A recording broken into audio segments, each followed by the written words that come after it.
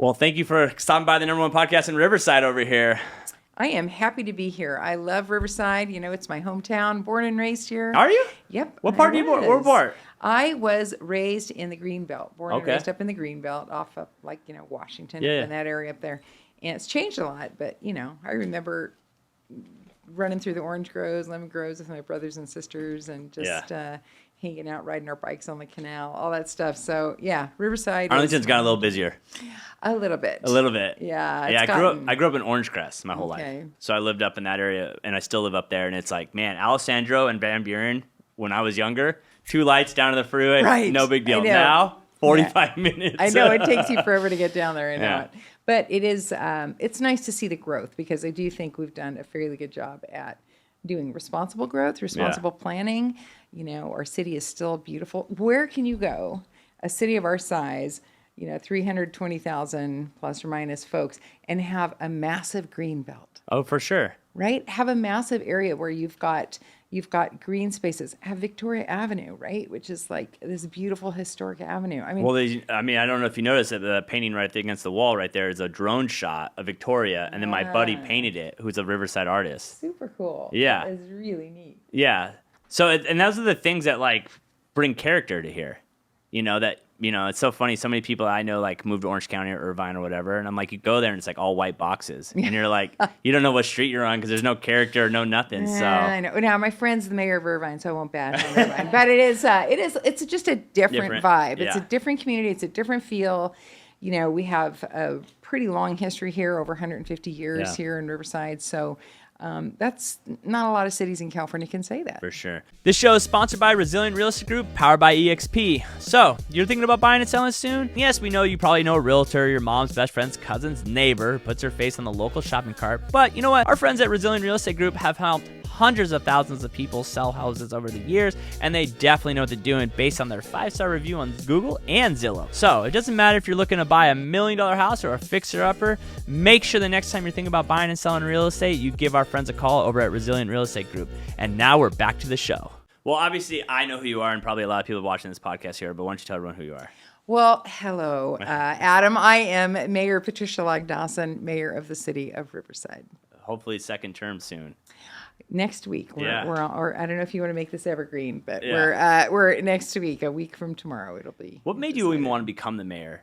I don't know too many people. Maybe I'm in the wrong group of friends growing up, but not too many people are like, I'm going to become the mayor one day. When was it that it clicked, or what was it about that kind of made you want to go down this road? Very good question. Actually, I'll tell you, having been born and raised here in Riverside, and I'm the youngest of 5 kids, and all my brothers and sisters left because they didn't have opportunities here. There was no medical school. There was, my sister's a lawyer. She had to go elsewhere.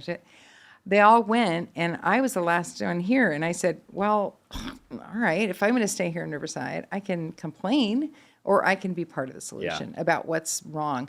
So that's how I got into public service. And I've actually been in, working in politics for over 20 years now, in different capacities. So becoming mayor for me was just the logical extension of all the other work. The next step. Right, yeah. And I felt like, I was on the planning commission because of my interest in land use and planning.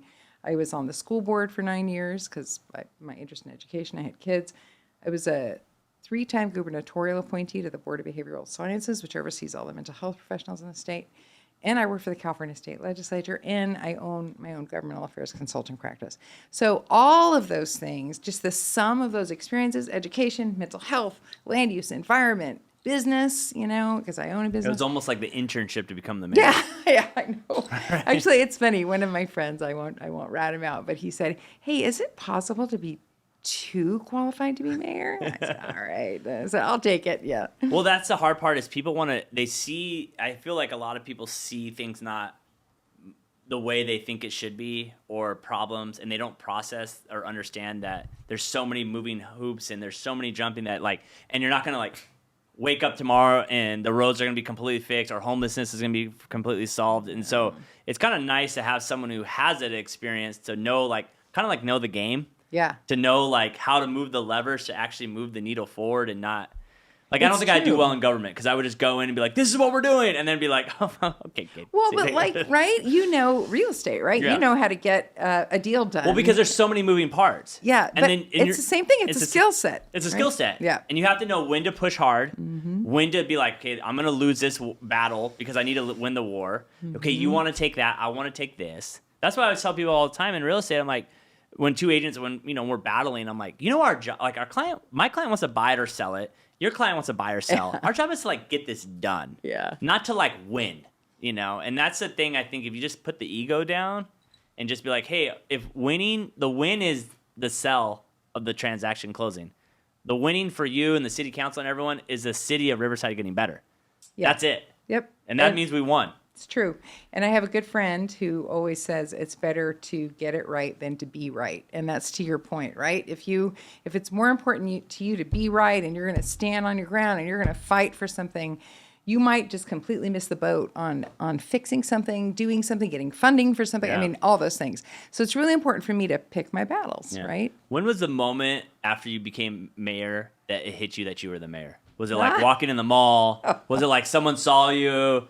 Well, I remember one time, like, I was walking, because my office used to be on Main and Mission in the Loring building, and I remember walking down the street one day, someone's like, hey, I watched your podcast last night. I'm like, oh, people actually watch it, not my mom? Oh, okay, cool. Like, this is awesome. So what was that moment for you that you're like, oh, I am the mayor of Riverside You're like, now. I've arrived. Yeah, or something. I don't even know if it's a ride or what it is, but. Well, I'll tell you one thing. It was on the mall, downtown mall, and I was just walking by. This was like it took me a while, like, a year and a half or so.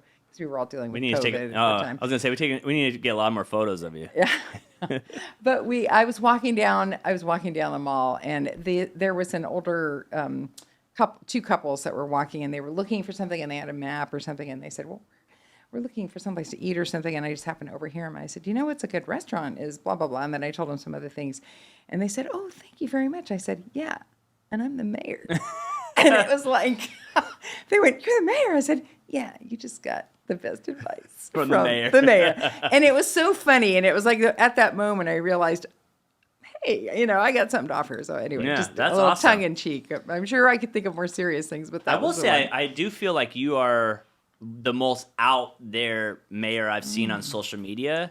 I know Russ. I kind of knew Rusty for a little bit. But he was like coming in. But I feel like you're definitely someone that has been on the digital stage more. Has that been intentional, or just the time has come? It absolutely has been intentional. Okay. If in this day and age, my primary role as mayor, probably one of the most important roles for me, is to be the spokesperson for the city and to communicate all the things that we have going on, as well as leading policy. So are you going to start a podcast then? Yeah. She's like, well. Has that been something you guys have been talking about? She has been, yeah. We'll talk afterwards. But we'll set you up. Don't worry.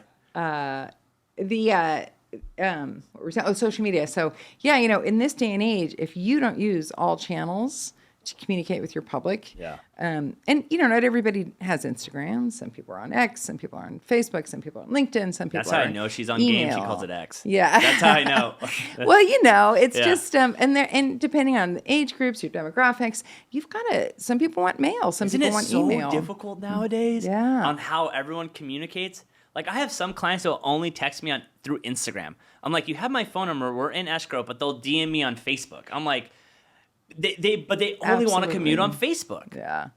It's weird. Like, it's hard though too, because there's so many options. Well, and sometimes you'll go like, where did that come through? That come through Teams? Was that, it's like you're trying to figure out. You have Slack, you have your email, you have this, and I'm like, I'm not even a texter. I hate texting more than anything else in this world. Yeah. I'm a big phone call guy.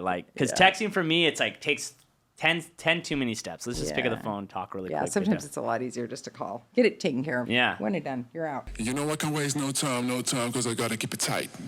I'm in my bag, got my eyes on the price. I can't waste no time, because I gotta keep it tight. I'm in my bag, got my eyes on the price. I can't waste no time, because I gotta keep it tight. Give me the bass, give me the beat. I'm in my bag, this round is on me. Give me the bass, give me the beat. I'm in my bag, this round is on me. Give me the bass, give me the beat. I'm in my bag, this round is on me. Give me the bass, give me the beat. I'm in my bag, this round is on me.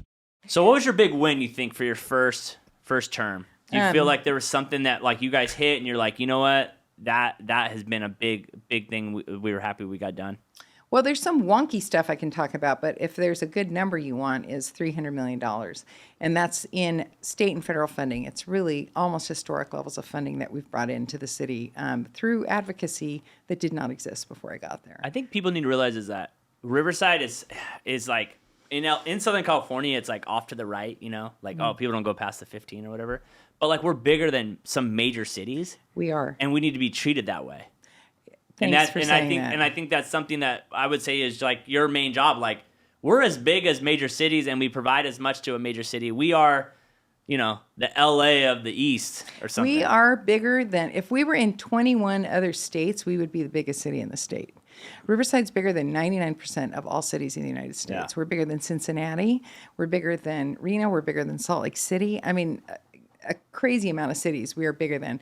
So yes, you're right. So for me, and if you've been in Riverside a long time. Whole life, yeah. Yeah, so, it's sort of this idea that, Riverside's kind of the sleepy backwater. And that is an old, we are on the stage now. Yeah. We are on, and I do that. I push through our work through the U.S. Conference of Mayors, through the National League of Cities.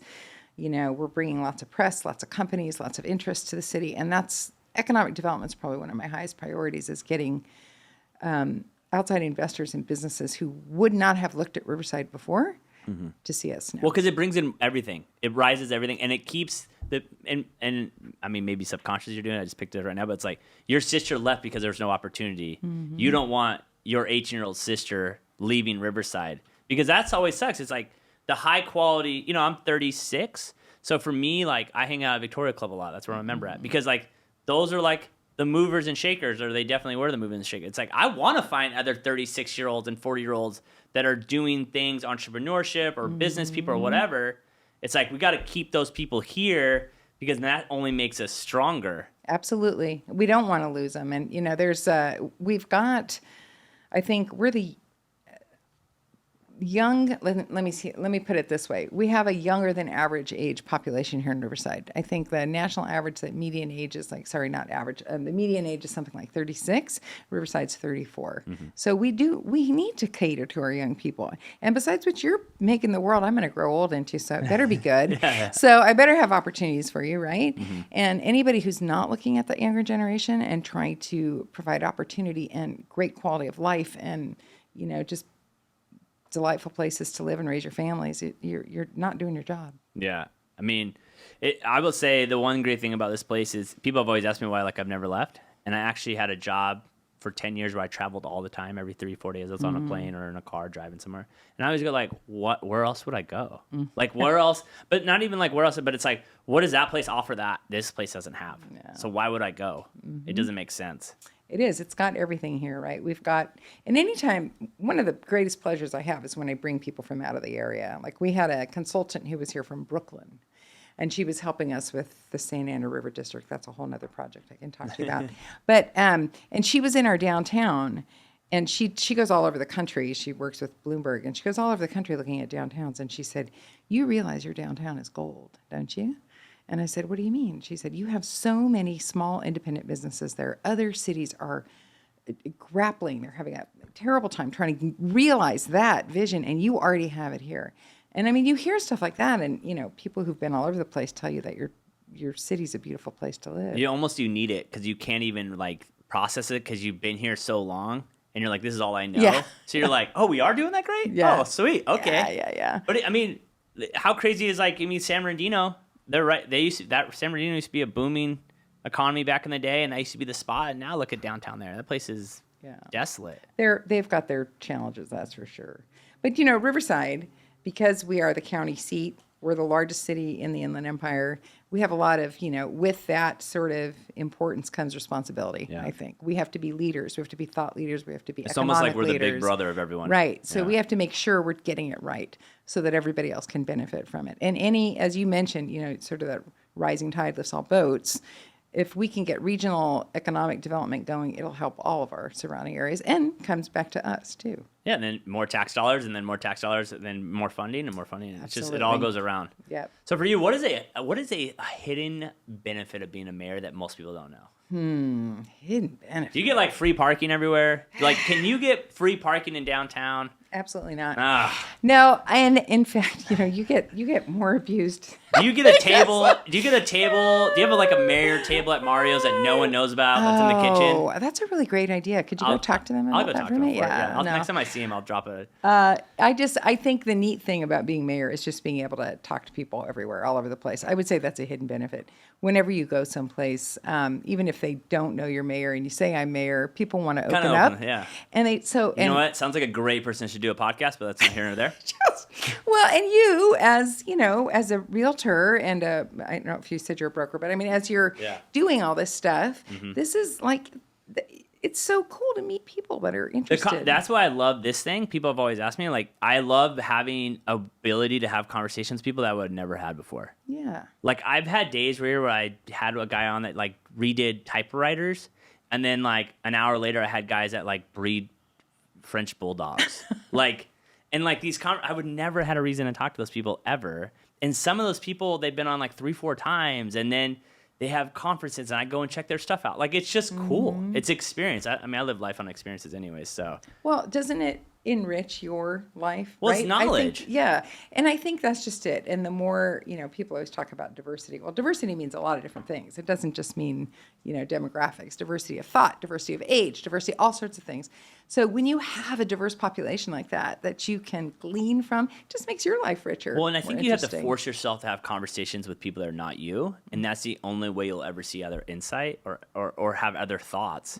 If not, then you're just always going to think what you're told. And I really think that's probably the problem with most society nowadays, especially with social media, is that you get stuck in the algorithm and it only shows you what you want to see. When it's like, I don't think most people are that far off, and I think more people agree than disagree. Agreed. Totally and it's just all about having to force yourself to go have conversations that you just don't want to have, or. We have, I think, really lost sight of that just in recent years, the ability to have a different opinion from you and not make you my enemy. Yeah. Right? You're not a villain because you don't agree with me politically or whatever it is. In fact, I would love to learn from you, Adam. Yeah. I don't know, what your politics are, but tell me why you believe that. I'm curious. Why do you want, right? This is, I think, we've lost the ability to have those types of conversations with people, and it also helps us make better decisions when we open ourselves up to others' opinions. Yeah, so. I mean, the hard part is I always say this to people all the time. If the same thing happened to you, happened to me, I'd probably feel the same way you do, but it didn't, so I don't, and that's okay. Because all honestly, what we think and thought, and I feel it's always based on our previous past or our family or whatever. It's like, so if I grew up in the same household you did and had the same thing happen to you, I would probably feel the same way policy-wise or whatever you feel, but I just didn't. So how am I supposed to feel a way that I never experienced that and you're asking for something that's almost impossible? Yeah. And not be mad about that. Right. And that's why these conversations are so critical. Yeah. That's why. You just Do have you to feel like we're having that? Do you feel like that's happening in our city? Because obviously the city council is kind of the people that we work like. Obviously we have an election coming up, so are you nervous who's running? Are you excited? Like, do you feel like that might open up the communication lines with them? So, good question. I will work with whoever gets elected, right? Because that's my your job. Good job. And I also feel that, thanks. I also You're just doing your job over here. Love it. I think one of the things, and I'm not saying this to self-aggrandize or throw anybody under the bus or anything, but I think one of the things that I'm most proud of or that I do really well up there on the dais is I bring civility. I bring pretty much, calm discourse. I model that, and I try to keep things organized and running smoothly up there. And that's the job of the mayor. And let me just tell you, sometimes it's super hard to keep your mouth shut. Oh, my God. There are a lot of times I'd love to scream at people, but it takes way more strength to be silent than it does to pop off, right? So, yeah. So, in my previous job, I was a professional umpire. No way. For 10 years in the minor leagues, trying to go to the big leagues, didn't get there. But anyways, people would always say, like, it's harder to keep someone in the game than it is just throw them out of the game. Yeah. And, like, it's the truth, like, to try to, like, work someone through it, like, who's yelling in your face to, like, calm them down and keep them in the game is way harder than to be like, all right, go home, go to the locker room, you're done for the game. And so, like, the funny thing is, going back to like internship, like I've used that for like the last, like people are like, how are you so good at speaking? How are you good at dealing with people? I'm like, I dealt with people screaming in my face. I can deal with. I can deal with someone on a phone call. It's not that big a deal. Everybody's got an opinion. Everyone has an opinion. So for you, like obviously, you know, I assume things are going to work out for you next week. What are something that's on your policy for your second term that you're really wanting to work on? Good question. One of the things I was surprised at when I came in 2020 was our lack of an economic development strategy. And we sort of have not been very intentional.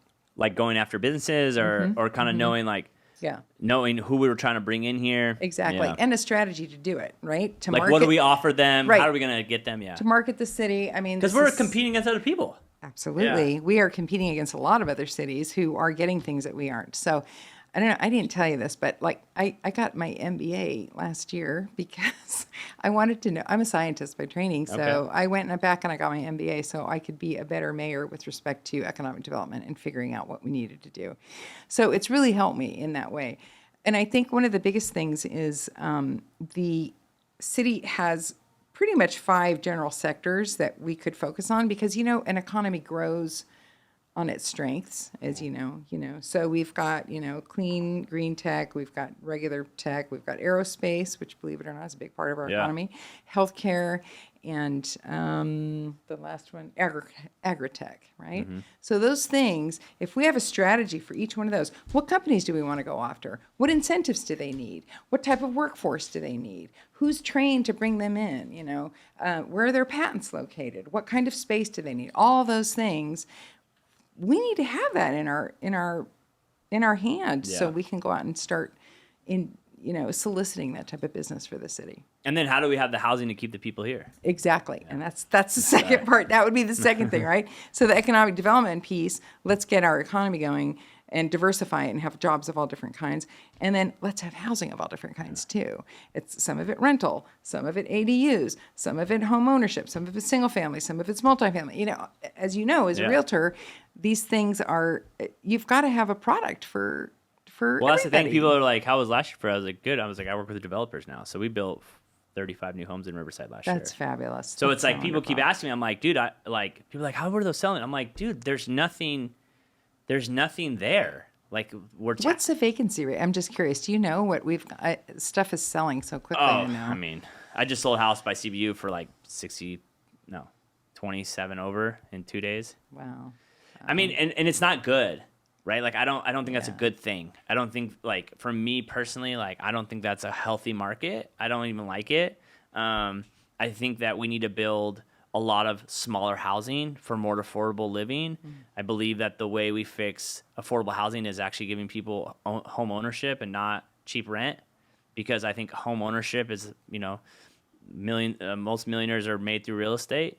I think that's the way to do it. It brings a lot of other good things. It really, because they care about they care about their city. Mm-hmm. They feel ownership in it. They have security. Mm-hmm. They're not worried that their landlord's going to raise rent on them. They're not worried about getting evicted. And then, you know, economic reason in the future, I look at most people use their houses as piggy banks. Yeah. So it's like they're saving money, and then they can pull out that cash if they need it and not be taxed on that money. Mm-hmm. So for me personally, I think affordable housing, if we could build smaller housing for them and let them buy it and own it, I think that's how you really bring stuff back. Because I don't think a lot of people want, like, Overlook is great. Alessandra Heights is great. That's a great area. Hopefully maybe one day I'll live there. But I think the monster 5,000 square foot homes on a half acre lot, I don't think most people want that house anymore, for the most part. Yeah. I think most people just want, especially the younger age people, they just want a place to live. That's just it, right? I just saw an article, I think it was in Wall Street Journal, that was it's the dawn or the age of the 4,700 square foot house. Yeah. I thought, oh my God. It's like tiny homes, right? But no, you're right. People need a place to live. They need a place to live. Yeah, I don't want them living in their car. I don't want them living on the side of the road. You know, you've got to. So we've got to have that stock. The hard part is, I feel like we're running out of space. We are getting pretty built out, as you know. Because the hard part is we don't want to lose the integrity of, you know, like I grew up in Orange Crest, and when I grew up, it was all orange groves, and now there's only a little bit of orange groves left.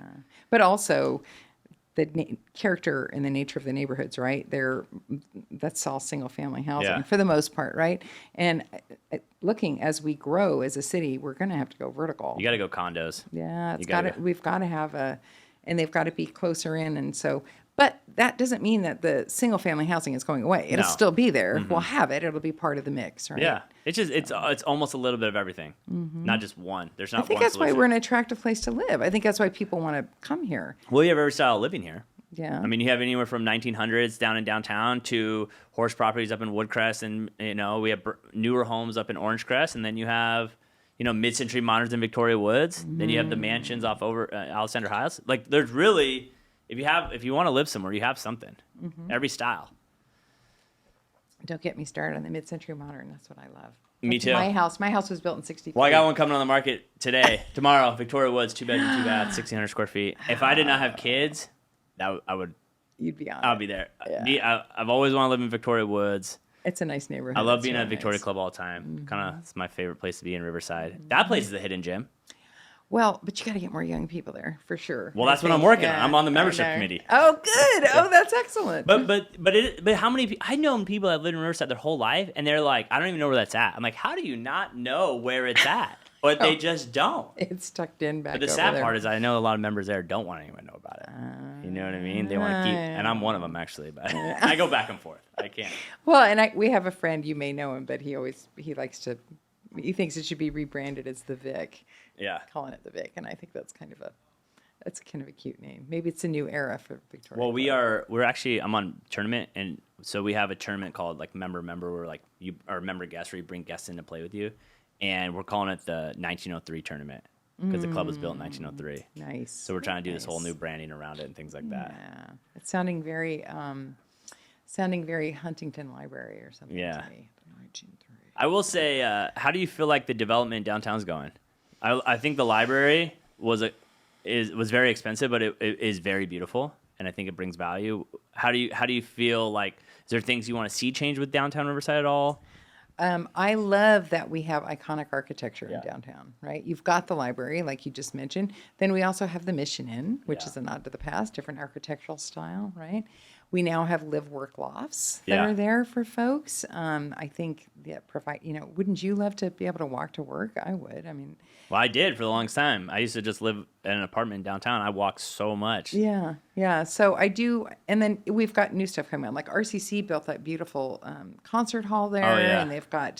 and then we've got other housing going in there for like our homeless veterans, the Mm-hmm. housing across from the library. So, and we've got that cool Fox Theater. I mean, it's just there's so much down there, and it really is when people come, they see it and they think, wow, this is a really great downtown. I think one of the best spots in downtown is actually right off your office. Which one is The that? the patio up there. Oh, The patio, that view from there is amazing. that Greer Pavilion. Yeah, it's really cool. The patio up there is like such a great view with the courthouse right below, and then the right time, all the city's lit up. It's a great little view. What did you ask me about having the hidden benefits of Yeah, being hidden there? benefits. I get to walk out there and see it, Yeah. which is nice. And the Well, and when the there's- Mario table's coming. We're gonna make that happen, 100%. when the snow on the mountains on a clear Yeah. day, it's just gorgeous up I mean, there. that's something too. Like, there is nothing better, and this is only a Riverside thing. If you only live in Riverside, is like after a hard rain, the next day when it clears out in the wintertime and the mountains are just full of snow. There is no better view. right. in And you have Southern- oranges on the trees. Exactly. There's no better view in Yeah. Southern California Yeah, than that. and it's so clear. You know I can't waste no time, cause I gotta keep it tight. I'm in my bag, got my eyes on the price. You know I can't waste no time, cause I gotta keep it tight. I'm in my bag, got my eyes on the price. You know I can't waste no time, cause I gotta keep it tight. Give me the bass, give me the beat. I'm in my bag, this round is on me. Give me the bass, give me the beat. I'm in my bag, this round is on me. Give me the bass, give me the beat. I'm in my bag, this round is on me. Give me the bass, give me the beat. I'm in my bag, this round is on me. But Riverside has so many cool things about it too, not just our architecture and our physical and our geographical location, but I think the people that live here are really interesting. We have such an interesting mix of people here. Yeah. It's this, and I still like to think this. As our society becomes more divided, and as people don't mix with people other than, but in Riverside, we still do. I feel like we Yeah. still do. I think people still come together in lots of different ways, and we roll up our sleeves when we need something. One of the benefits of having been forgotten by the federal and the state government for so long is that we've had to work together to get things done, and it carries over into our social circles as well. Yeah. I just think people need to be a little more patient because we're such a big city. Yeah. But we have such a small feel that people forget how big we are and how many moving parts we have and how many people live here Yeah. and like how many wards there are. And you can't just focus on one ward. Yeah. Yeah. I mean, that's something that is always a little difficult. Well, and I'm the only elected official who's elected citywide, right? Each of the council members are You're in the elected ward. by ward. So I serve everybody out there, right? So, and it doesn't matter where you live, I'll serve you equally. How is there a difference between running before you were mayor to now you're running for your second term? Has there been different at all? Has this one been easier? No, I wouldn't say easier, because you know what, honestly, Adam, and I know you know this as a businessman, you always run like you're in last place. You always have to. to be. The moment you think you got it, you're done. Oh my God, absolutely. The moment that you lose that humility, Yeah. you're toast. So no, I think you've always, because also I will tell you this, and this sounds corny and it sounds like some stupid political speech, but it isn't. I feel I owe it to the residents. Yeah. I feel if they have put their confidence in me to vote me in the first time, I want to make sure I'm doing a job for them, that they would vote me in a second time. I want to earn their trust again and their confidence again. So yeah, no. Dude, I mean, that's amazing. Thank you so much for coming on. Oh, I you're really welcome. appreciate it. Oh, okay. I'm happy to. I don't know if there's anything else we didn't You want to do cover. anything else? What's your goal for homelessness? So, well, I think we're going to have, and we always have had folks with us, but the idea is to make an impact so we don't have very ill, sick people on the streets, right? So we launched last year a really detailed plan to address homelessness, which had not been in place. Okay. And we're actually seeing it work. Nice. And it's going to take a while, right? We didn't get here overnight. This has been 60 You years in the didn't wake making. up here. You're not going to get out of there. I heard this crazy statistic the other day that in 1967 or something, we had something like 37,000 mental health beds in this state, and we have like 500 today. Is it because of funding? Is it just there's just no money in it? It costs was too much money? Policies and laws, right, have said that back in the 60s and 70s, we decided to close some of our hospitals and go to this community care centers, which never really lived up to their promise, right? So it sounded like a great idea in theory, but it just didn't pan out. Yeah. So now we have a lot of very ill people on the streets, and I think it's a tragedy to let them out there, and it's not humane. So the sad part about I don't think a lot of them even one have the ability to help them, and then two probably don't even know they need the help. I mean, mentally they might not even have the ability to make that decision for them. right. So I mean, I've worked on comprehensive strategy to get this, part law enforcement. We now are almost 100% staffed in our police department. That's good. We have a public safety engagement team that has social workers on it. That's part of that puzzle. We worked with the governor's office to get care court passed, which is to help those who are mentally ill get into conservatorship. We worked with Senator Eggman to get a suite of bills passed to get make it a little bit easier to get people 5150, if you know what that is. And then also, just looking at prevention. That's a big part of mine, which I've been focused on because I'm a scientist. I like this stuff. I think what's the easiest thing, right, is just to prevent people from becoming homeless in the first place. So you look at who's becoming homeless. Aged out foster youth, when those guys hit 18, Well, yeah, where do they go? 80% chance of becoming homeless. It's crazy. If you can catch them, you've solved a big part of your problem. And people who are getting released from our county jail downtown, the formerly incarcerated, where do they go? They have no place either. So we launched a program for the youth. We've seen statewide youth homelessness grew last year. Riverside, 27% reduction. Wow. I think we're the only city in the state that saw that because of that. And our the population coming out of the jail, we launched a program called Project Connect. People walk out the door, we get them, try to connect back to their other communities, get them into services. So they're Because they not get drawn in from everywhere. Right. So those are two big populations you've been focused on. So, and this last year we saw 12% reduction in chronic homelessness, which Nice. is like some of the hardest people to get off the streets. And then if you solve homelessness, then it solves like crime issues, and then It's a lot. It's a complicated issue. It's a complicated issue. So it has been a huge focus of my administration, and we are really making gains. In fact, I just got a text from somebody the other day that said, wow, I'm seeing less homeless people on the street. Thank you very much. And I said, oh, wow, that's great. I guess it depends on where you are in the city, but we've also launched some big programs like in Downtown Riverside. We have private security down there now. We're cleaning it more often. We're doing so it looks nicer. Yeah. And that type of positive use, I think, obviates the negative uses. 100%. Then do you feel like the river bottom really hurts us? Because it's just like that little they have that, they come hang out there, and then it's just like kind of like they just start going all in there. So we have made a concentrated effort to go down into the river bottom, and I heard a couple weeks ago that they had 100% of the encampments moved out on our side of the river, but I was just down there the other day and I saw a couple, so that's not accurate. But we've been focused on getting them connected with services. We invested $13 million. Because it's dangerous. Team. Well, our social workers go down there with a police officer and code enforcement, and they'll go down and they connect these guys with services. But you bring up the river.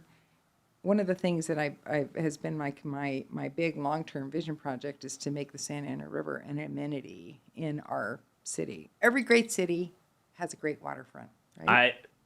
Thank you. I've always said if they could fill it up, you could put restaurants on there. Yep. You could have people. It would become the hot spot. It would become the total opposite of what it is. It would be the hangout. I mean, you can imagine getting dinner there. Thank you. That's my vision right Thank there. you. You just articulated it. Honestly, it would just have that thing that would draw people in. That people go to San Antonio for. Right. And you could have boats out there and people could be going, and it would become the hopping spot. Nothing against Fairmount Park, but the golf course, you could get rid of that for the most part. It's not that used. And then you could have that would be so living and so. So I've launched a program called I'm voting on the fifth. I'll tell you that for a fact. She just won my vote. Well, I will tell you. So we've got the River District, and it's to put the river back in Riverside. And we're going to try to make it an amenity so that people can go down there. You can bring your kids. It's cool. It's nice. There'll be restaurants. There'll be things to do. Fairmount Park is right there. It's a historic park. I'm telling you. We've got that armory there that we could repurpose into a It would make people all kinds I of ride stuff. road bikes, and I don't like riding there. Yeah. Because, there's homeless and people. But if it was water, people would be jogging on that every. So we're imagine trying. the top of top of Mount Rubidoux, looking down on that. Oh my God. Okay, I don't want to promise that it's going to be like this big Columbia Riverside river, but because there are aspects there that we need to be careful of with endangered species. But there is Lana Wilson's husband. I've argued with him about that because he's he does that for a living. But it's not. But there's nothing to keep us from making certain areas okay for running water and keeping it running water. So we can do that. And I think it'll be now. Woo. So the River District, stay tuned. I'm watching because I just think that's one thing that adds that would just bring that area just bring life to it. Yeah. I love it.